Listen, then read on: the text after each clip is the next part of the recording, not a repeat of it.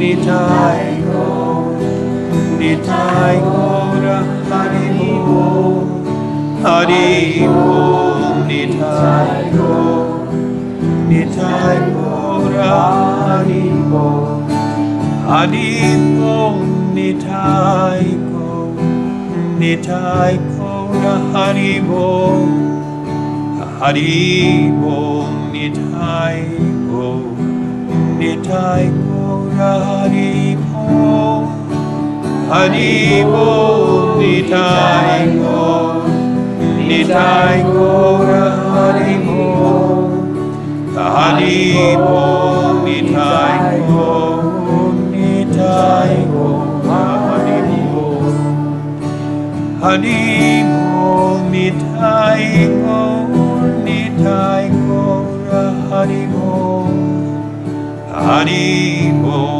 Nitai Go, Nitai Gaura Haribo, Haribo, Nitai Go, Nitai Gaura Haribo, Haribo, Nitai Go, Nitai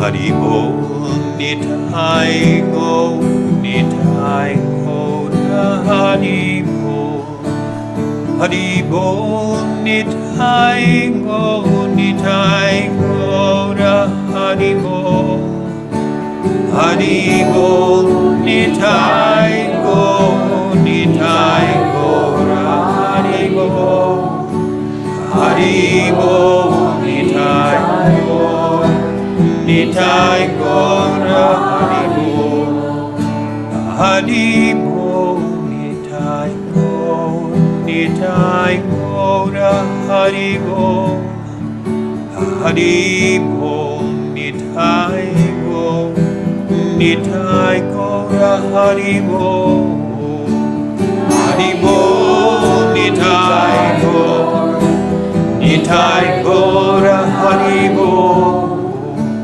Haribo, Nitai Go, Nitai Haribo, Haribo, Nitai Go, Nitai Gaura Haribo, Haribo, Nitai Go, Nitai Gaura Haribo, Nitai Go, Nitai Go, Haribo, Haribo, Nitai Go, Nitai Gaura Haribo, Haribo, Nitai Go, Nitai Gaura Haribo, Haribo, Nitai Go, Nitai Gaura Haribo, Haribo, Nitai Go, Nitai Gaura Haribo, Haribo, Nitai Go, Nitai Gaura Haribo, Haribo, Nitai Go, Nitai Gaura Haribo, Haribo, Nitai Go, Nitai Gaura Haribo, Haribo, Nitai Go, Nitai Gaura Haribo, Haribo, Nitai Go, Nitai Gaura Haribo, Haribo, Nitai Go, Nitai Gaura Haribo, Haribo, Nitai Go, Nitai Gaura Haribo, Nitai Go, Nitai Gaura Haribo, Haribo, Nitai Go, Nitai Gaura Haribo.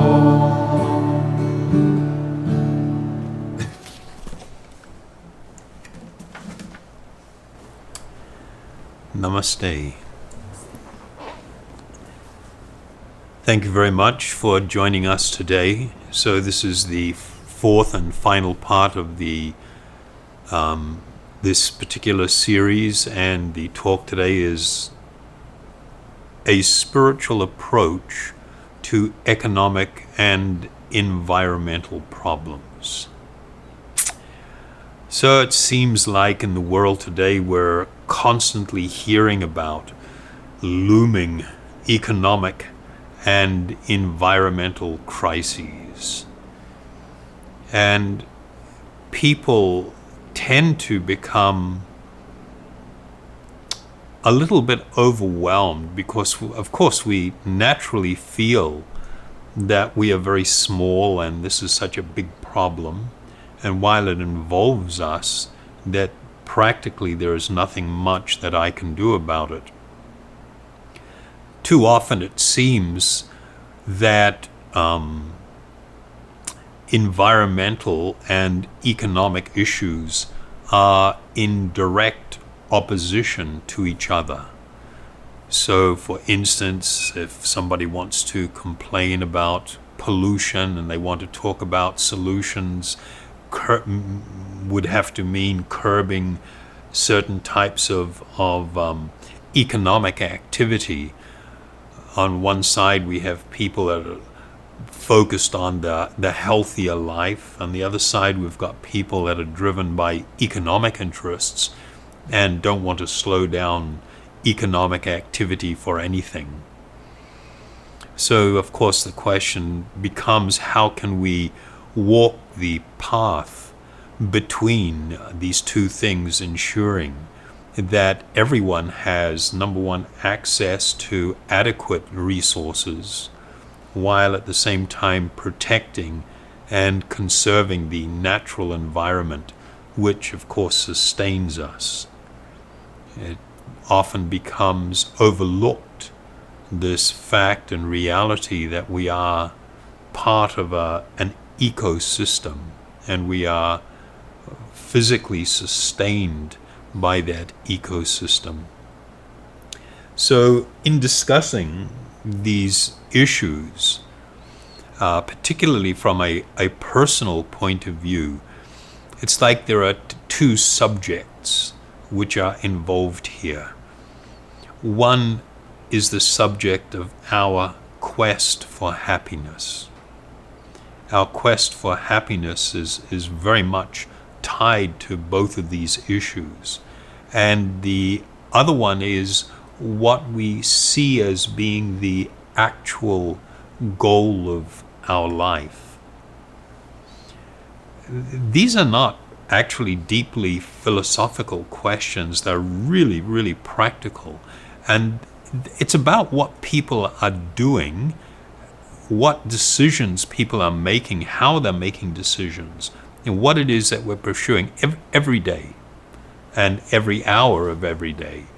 It is being shaped by these things. So we should not think of them as some sort of like heady philosophical ideas. No, this is practical things related to our life. As we've mentioned in a number of earlier talks, the quest for happiness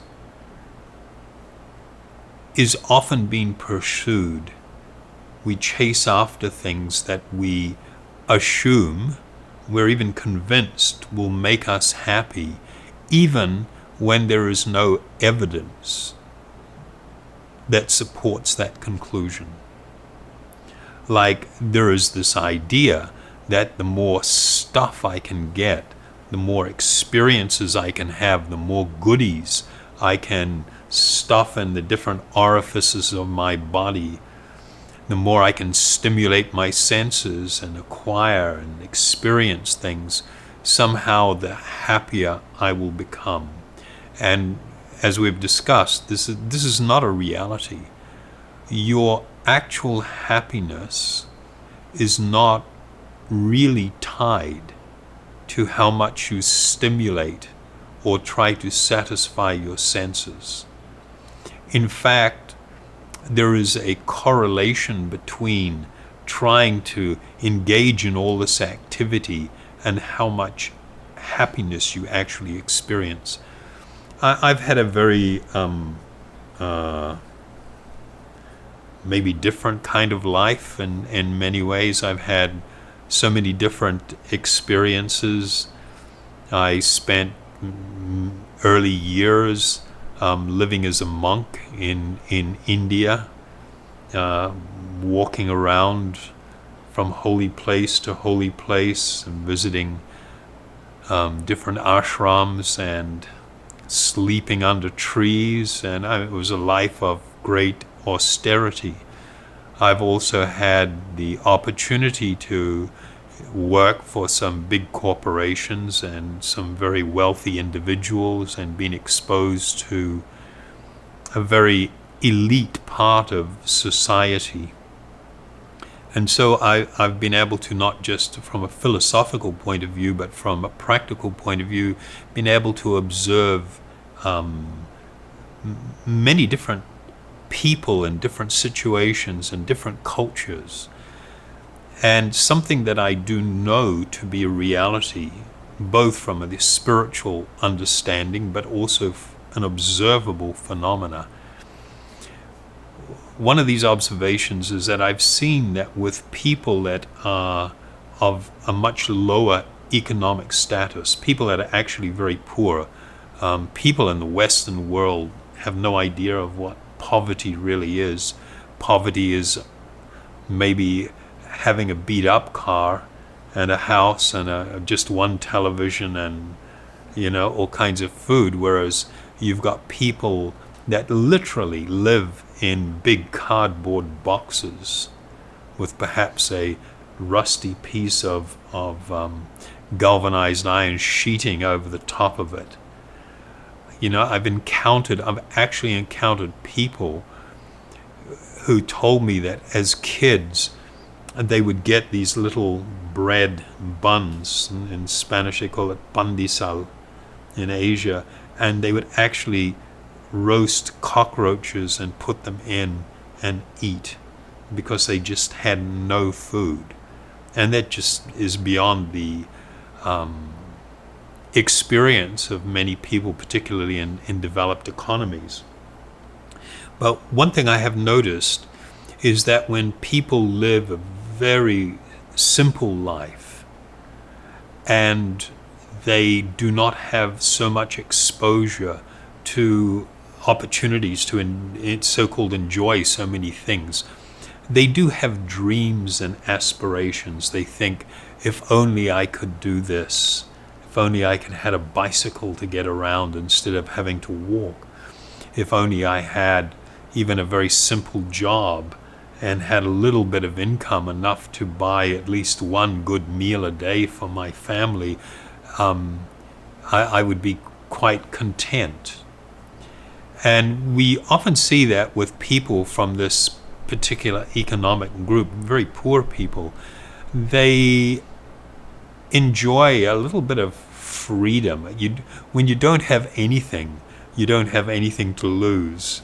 And what I mean by that is, you don't have any stuff to get ripped off. Your life is basic and simple. And I've observed that with people that have excessive amounts of wealth, they have the opportunity to fulfill or attempt to fulfill every single desire they have. They can afford anything.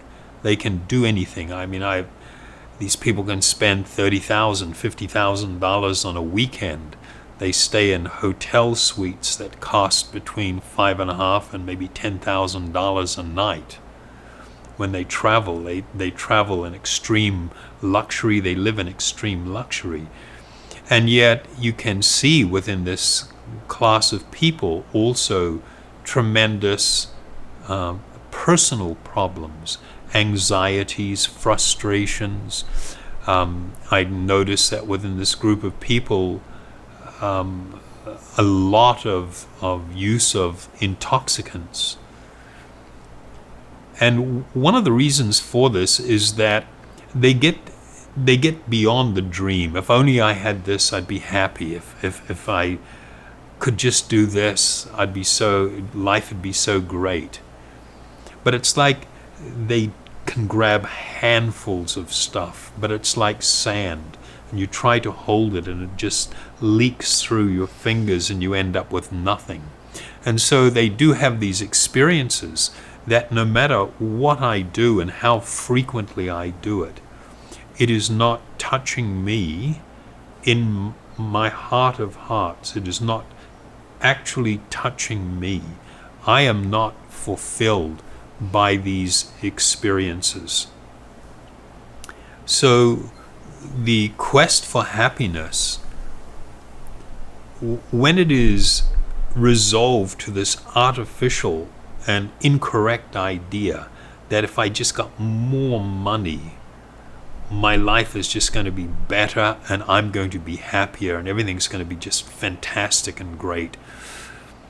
This is totally incorrect.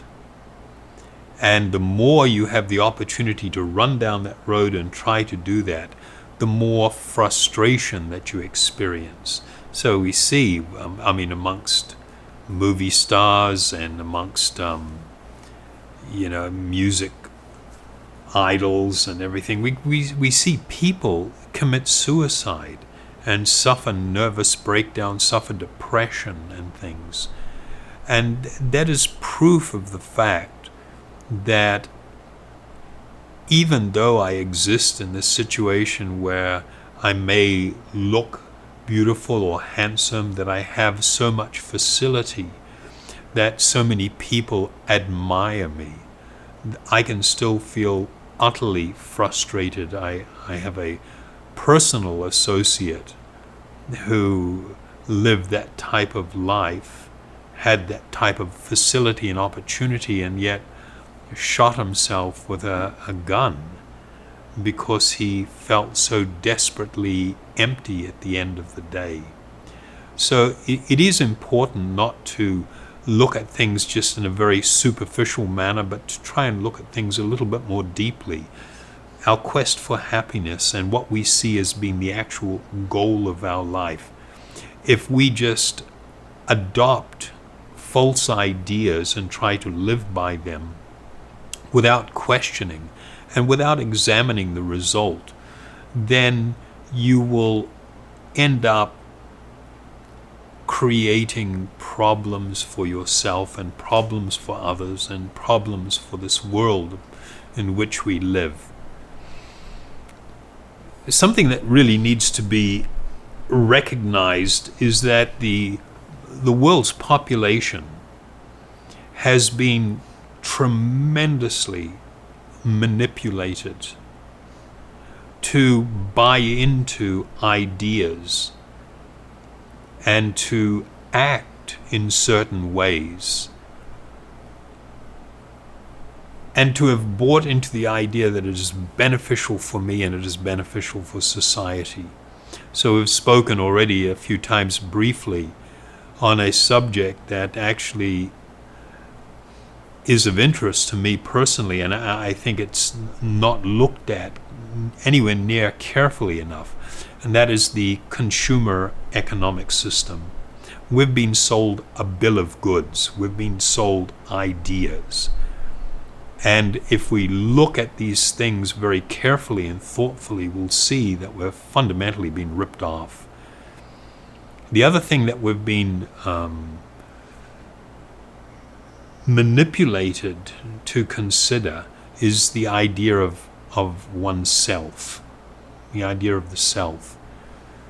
So I'd just like to raise about this guy that has probably been more influential than any other single person in the entire world in history to have shaped the modern economic system. This guy's name was Edward Bernays, and he is probably the most influential person in the history of America who has transformed a whole society, not just America, but an influence that spread rapidly to the rest of the world.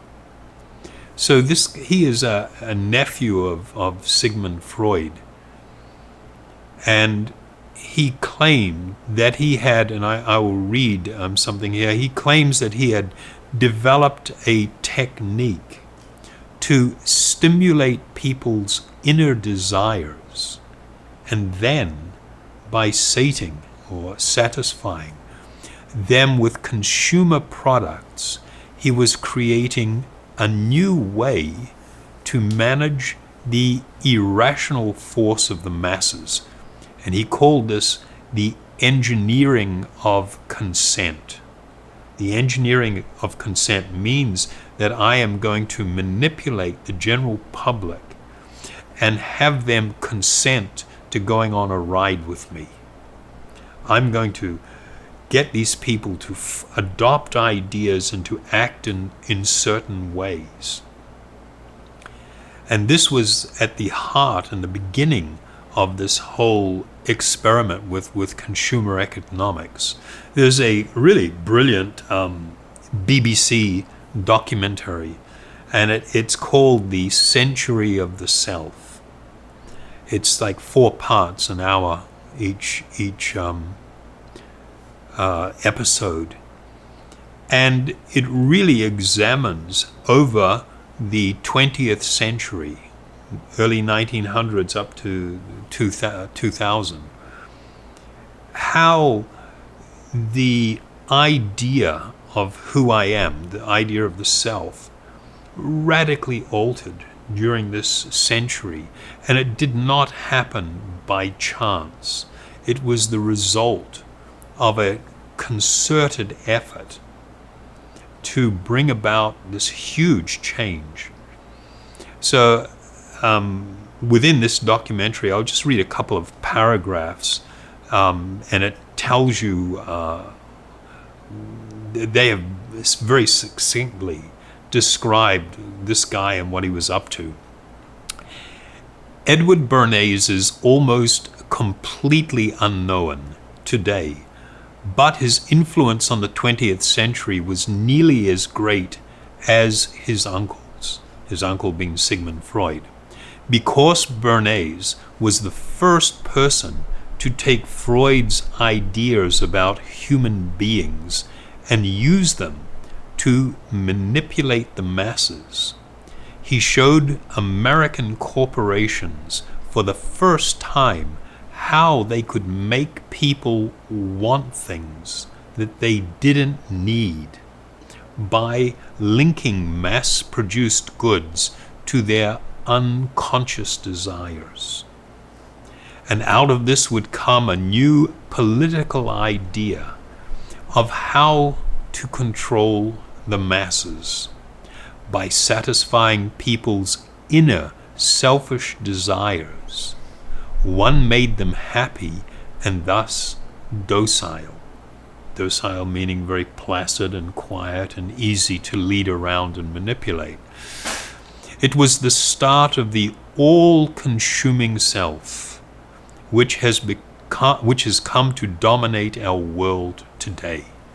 So this is a statement from that documentary. It's quite intriguing and quite fascinating, and they look at the development of this consumer economic system, and it came out of the success of industries during the First World War, where they rapidly expanded production for the war effort, and most of what they were producing was being destroyed, which required then a new round of manufacturing, and this kind of like went on endlessly. And so the idea was, well, how can we keep this going? How can we keep this going? And the way we can keep it going is to convince people that by consuming these products, they will actually become happy. And on a political level, they were selling the idea that when people are stimulated to desire more, and then you satisfy those desires, everybody becomes very happy and everything is very nice, and the population is fundamentally easy to control. This is not some grand conspiracy kind of idea. No, this is people trying to make a buck. You had two categories of people here, the psychologists who are exploring how to get into people's head, what makes people think, what makes them tick, and how to utilize that for good, supposedly. And then you had all of the big economic forces were thinking, how the hell can we just get people on the spending binge and using stuff so that we can become fabulously wealthy and we can transfer wealth to our stockholders. And Eddie Bernays was the guy that first really hit on the idea of selling stocks to the common man. And it was by his activity it led to this huge boom in the stock market, which led to the Great Depression. So this is all very interesting how it's all woven together, but how it also has very profound consequences on people's happiness and people's fulfillment. And questions related to the economy and what is the economy for and what's it meant to be about, and people's happiness and satisfaction.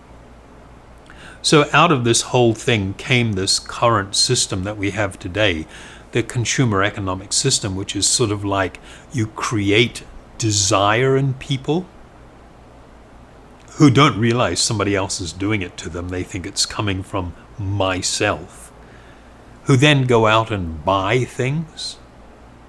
They use those things, and then before they're even used up, they basically throw them away. Buy, use, throw away. That is the economic model. I mean, anybody with half a brain would realize that this is not going to end well. It is not going to end well if we are endlessly just grabbing natural resources and producing. And then over here we've got all these people that were driving crazy through advertising and creating all these wants that never existed before. So they keep buying our stuff, and then they figure out partway through it that this is not enough. They got to move on to the next thing, and so they discard this. This is not a healthy system. This is not a healthy way for people to exist and to live. So you see that there's this big driver with the economy, this need for economic growth. When there is no growth, everybody's freaking out. The economists, the government, they're freaking out because they know what's going to happen. And so they're always looking for ways to stimulate growth, to build what they call consumer confidence. That means where you think this is never going to end, it's all going to be fantastic, and why do I need to save too much money? Let me just spend, and we'll become happy this way. But something that just completely amazes me, it's like astonishing. You talk to economists who are promoting economic growth as the principal need, and you ask them, grow into what? Where's that point that you're trying to achieve where you're growing, and you get to this point and you say, this is where we need to be. Now we can level off and everything is cool, it's all happening, everybody's happy. This is the goal. No, it is just year upon year of growth. Growth for what? Growth for growth's sake? I mean, if I encountered some farmer and I saw him every day out in his field, and he's fertilizing and he's watering and there's plants growing, and I ask him, well, what exactly are you growing here? You know, what is the end result of this? Oh no, there's no end result. It just gets bigger and bigger and bigger, and I just keep putting fertilizer and I keep putting water, and it's just growing bigger. And I come out, I'm sometimes astonished. I'm like, it's huge, and look at it, it's still growing. So I'm just going to keep putting more fertilizer and water, so it'll keep growing. You'd think this guy was loopy, that he's mentally defective, and yet we've got all these guys with PhDs doing the same thing to the economy, and they're meant to be highly intelligent for doing this. What is it that you are growing into? Where are you going? Because in this model of unrestrained and continuous growth, you will end up in a situation, instead of the economy serving the purposes of people, it is people who end up serving the economy. And that's not a good place to be in. The other problem is that when you're living in this kind of a cycle, it actually puts unbearable strain both on natural resources and, of course, on the environment. So this becomes, you create. Nobody's asking the question, what is enough? At what point do we say enough? We've got enough. Nobody's established this. Nobody has determined where it's all going.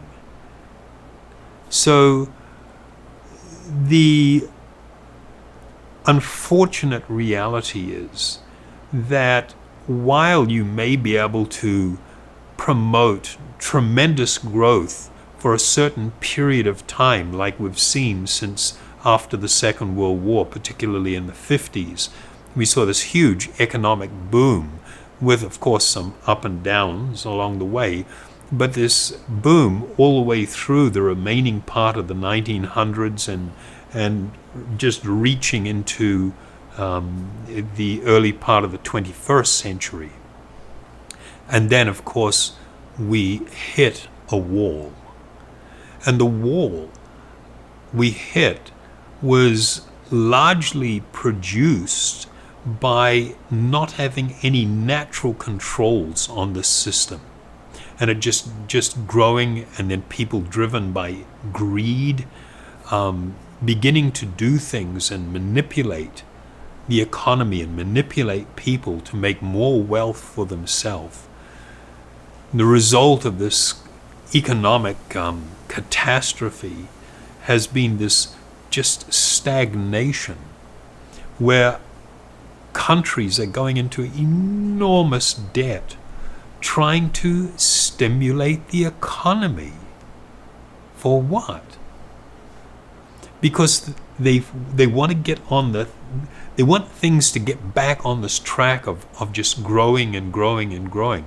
But when we look at this, we're not asking the question, what effect is it having on the population? How are people's lives? Is man becoming happier now than he was 50 years ago? Of course, the answer is no. Is a person in a more developed country happier and more peaceful than someone in a more developed economy? The answer, of course, is also no.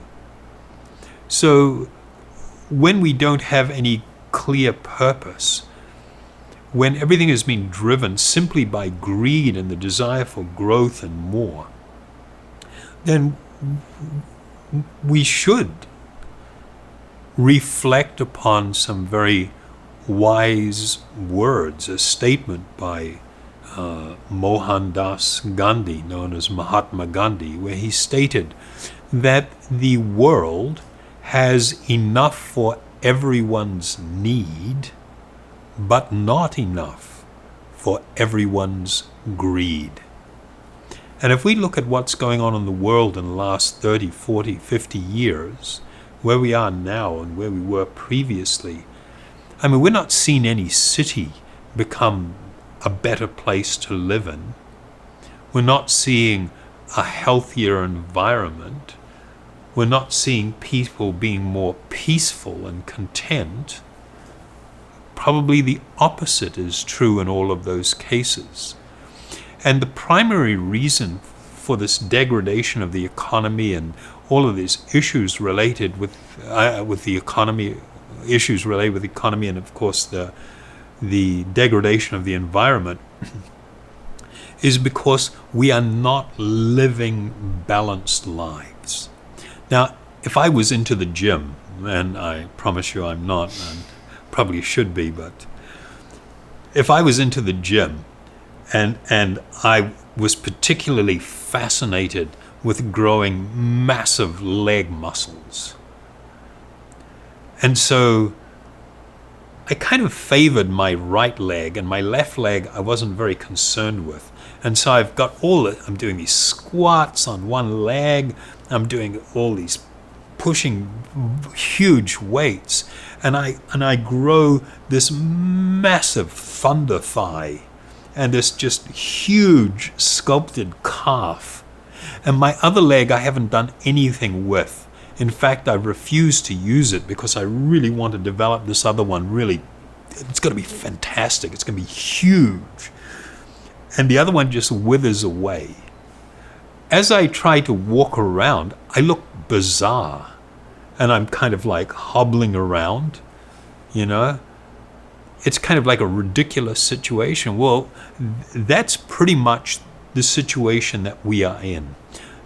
The reality is that we are spiritual beings. This body is not me. This is something I'm wearing and something I'm using. I am a spiritual being within. I have needs. I actually have needs that must be and should be fulfilled. And if they are not, then I will always feel emptiness.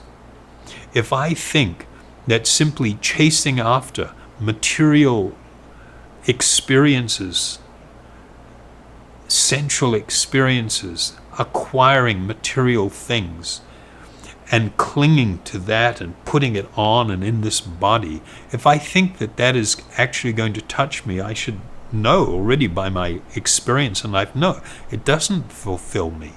It doesn't give me everything that I'm actually looking for. So we are not against, spiritual seekers are practical and realistic people. It is not that we are asking everyone to turn their back on this world. No, you have some need to engage in economic activity so that you can live a comfortable life where there is not so much need or difficulty. But there is also this great need to take care of our spiritual being, the being who we really are, rather than just leaving myself neglected. It's fine to go to the gym, work out both legs.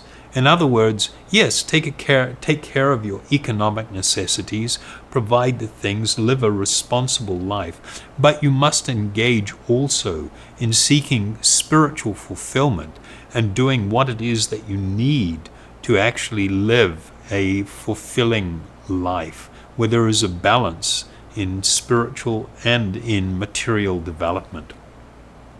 In the source scriptures, if I use that word, for the yoga system was the Vedas. The Vedas considered that there were 4 chief aims of human life. The Sanskrit word was dharma, artha, karma, and moksha. Dharma was righteousness or religiosity or a dutiful and balanced life. Artha was economic development, that this was something that human beings should be engaged in, but they need to be guided by right thinking. And of course, the reason that people seek economic benefit is to try and fulfill certain desires that they have. This is karma.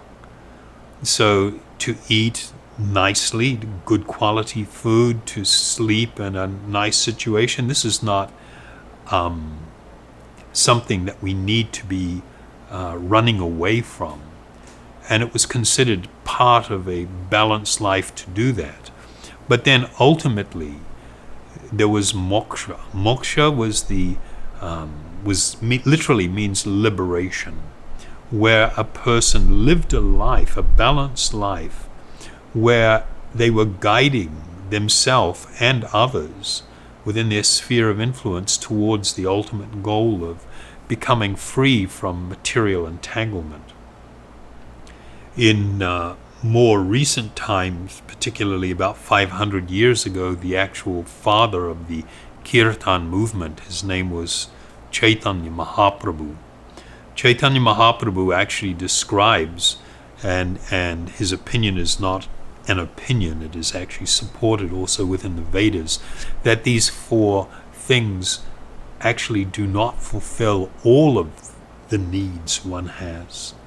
That the highest need one has is to experience love, to love and to be loved. And that this needs to be experienced on a spiritual plane. It needs to be an activity of the actual soul itself. And in this way one attains full and complete satisfaction. But at least in this system there was an idea of things need to be balanced, rather than just simply an idea that we can live like, practically speaking, almost like animals, without any regard for tomorrow. Whatever desire we have, just do it. I think I heard that somewhere before. Just do it. Or as the Beatles said, why don't we do it in the road? Of course, they forgot to bark after that. Usually it's the dogs that are doing it in the road. But this idea of just abandonment of any guiding principles in life, any responsible principles, and just to engage in wanton pursuit of so-called happiness through sensual activity degrades the human being and actually separates them from happiness. So it actually is a formula for suffering if I think that if I simply give into the desires of my senses and my mind and everything that they desire, that somehow I will become happy or satisfied. This is not truth. The opposite is true. And then, of course, this problem of laying claim to the earth as if it is mine to exploit. Wisdom dictates that we should rather see the earth as someone else's property. It was here before I showed up in this life, and it'll be here after I leave.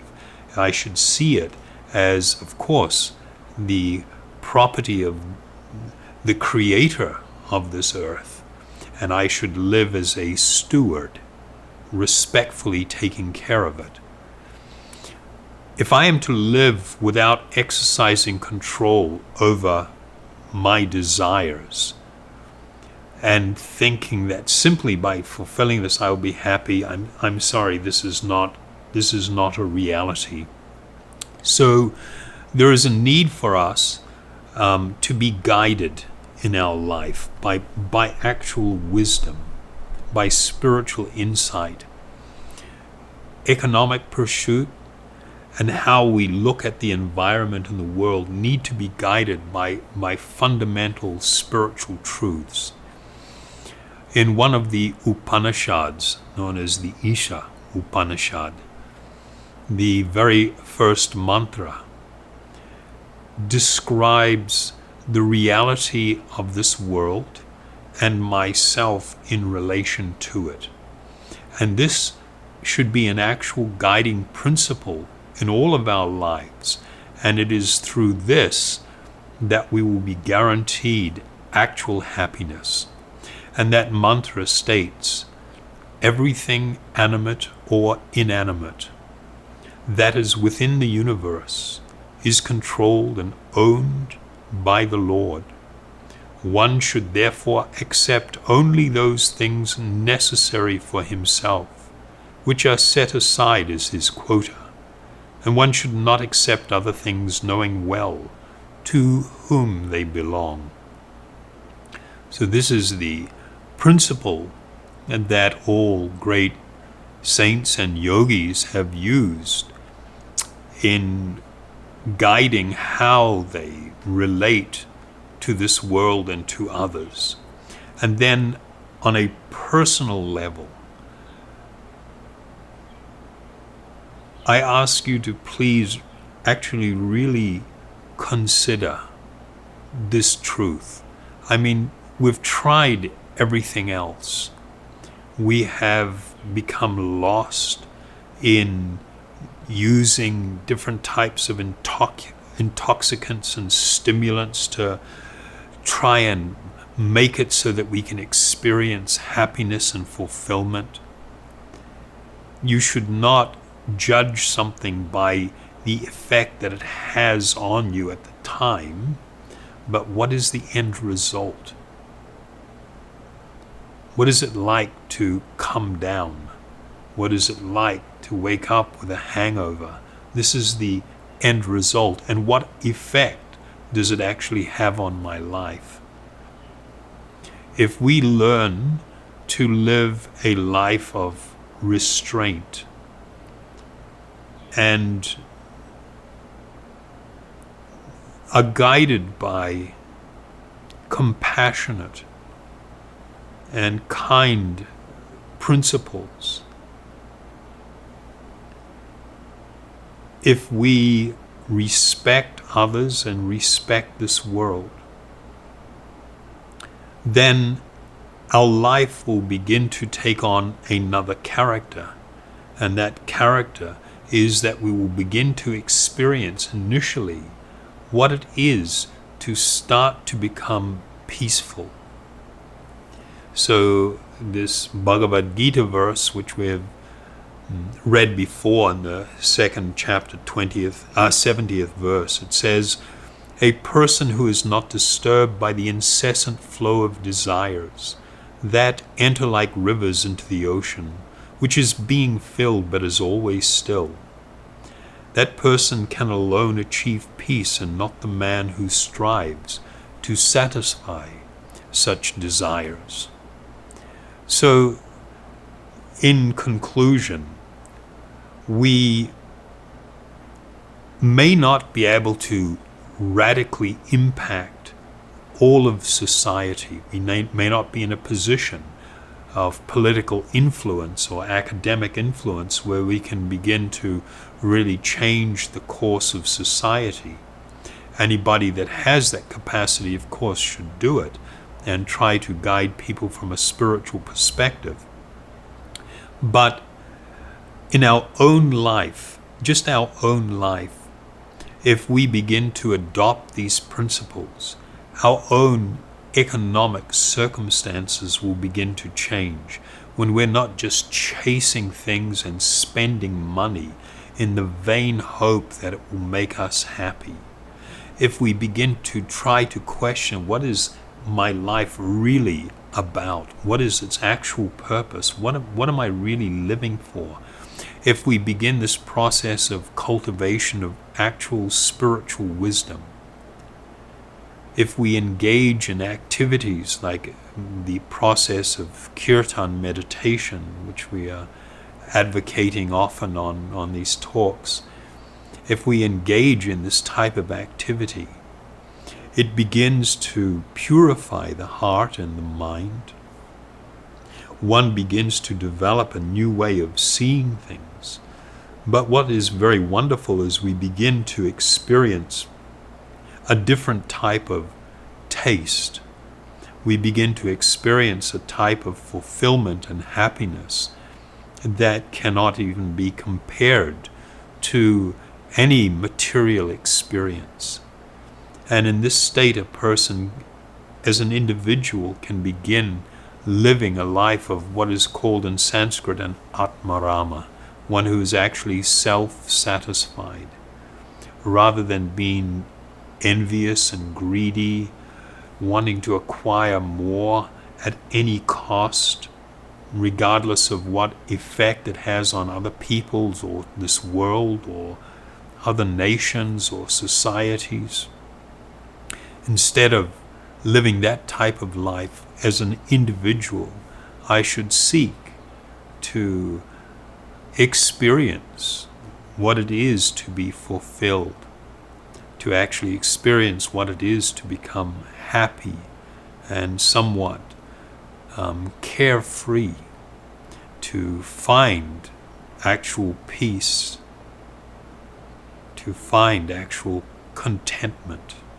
And all of this is a state prior to even actual the condition of spiritual enlightenment and spiritual love that a person can achieve in this very lifetime by adopting these very sound principles to live by. So with that, I would like to thank you all very, very much for being with us today, and we'll conclude by just chanting for a couple of minutes here. I will use this Maha Mantra. It will appear on the screen. You will see it below you. I will lead the kirtan, and I invite you to join with the people that are here with us in responding and also meditating upon this spiritual sound. This type of meditation involves both hearing and repeating or speaking.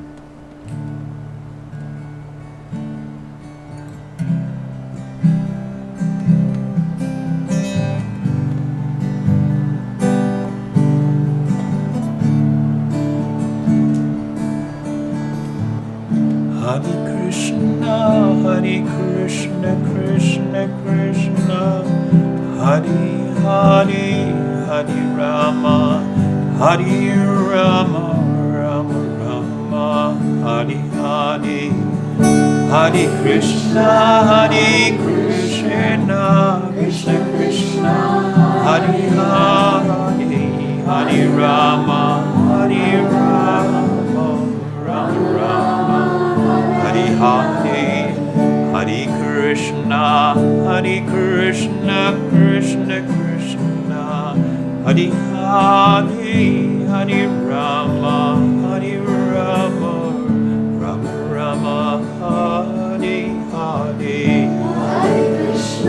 Hare Krishna, Krishna Krishna, Hare Hare, Hare Rama, Hare Rama, Rama Rama,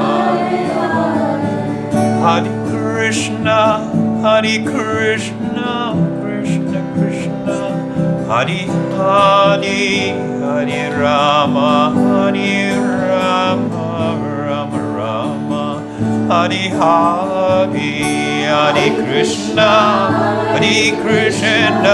Krishna Krishna, Hare Hare, Hare Rama, Hare Rama, Rama Rama, Hare Krishna, Krishna Krishna, Hare Hare, Hare Rama, Hare Rama, Rama Rama, Hare Hare, Hare Krishna, Krishna Krishna, Hare Hare, Hare Rama, Hare Rama, Rama Rama, Hare Krishna, Krishna Krishna, Hare Hare, Hare Rama, Hare Rama, Rama Rama, Hare Hare. Hare Krishna, Hare Krishna, Krishna Krishna, Hare Hare, Hare Rama, Hare Rama, Rama Rama, Hare Hare, Hare Krishna, Hare Krishna, Krishna Krishna, Hare Hare, Hare Rama, Hare Rama, Rama Rama, Hare Hare, Hare Krishna, Hare Krishna, Krishna Krishna, Hare Hare, Hare Rama, Hare Rama,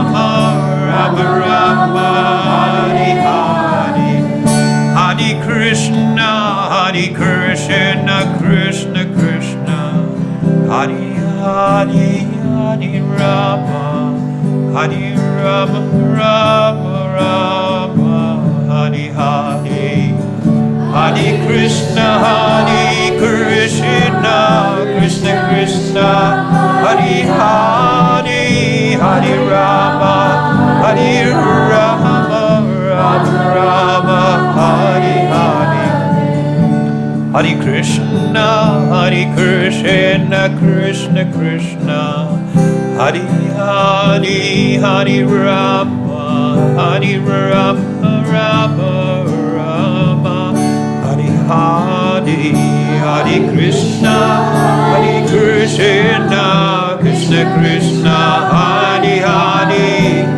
Hare Rama, Hare Rama, Rama Rama, Hare Hare, Hare Krishna, Hare Krishna, Krishna Krishna, Hare Hare, Hare Rama, Hare Rama, Rama Rama, Hare Hare, Hare Krishna, Hare Krishna, Krishna Krishna, Hare Hare, Hare Rama, Hare Rama, Rama Rama, Hare Hare, Hare Krishna, Hare Krishna, Krishna Krishna, Hare Hare, Hare Rama, Hare Rama, Rama Rama, Hare Hare, Hare Krishna, Hare Krishna, Krishna Krishna, Hare Hare, Hare Rama, Hare Rama, Rama Rama,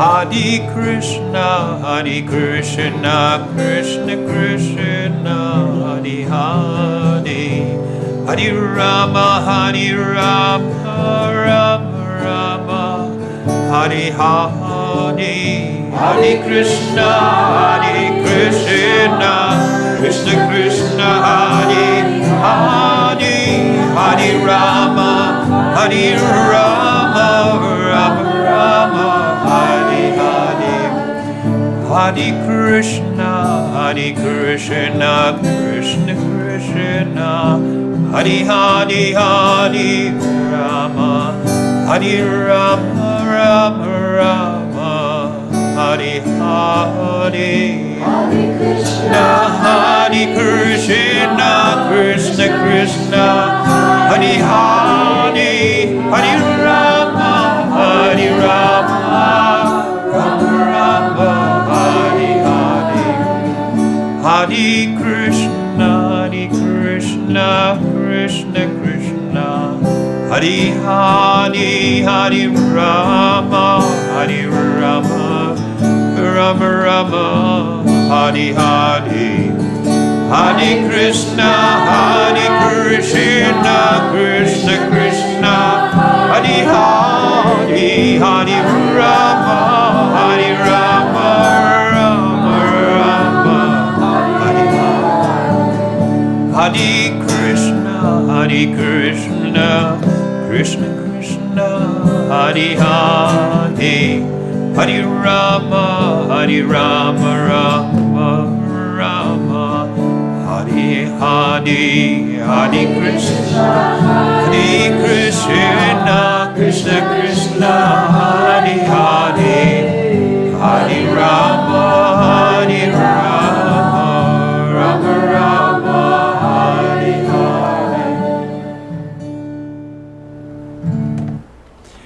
Thank you very much for joining us. And we will be doing a whole new series of talks on the Bhagavad Gita, or lessons from the Bhagavad Gita.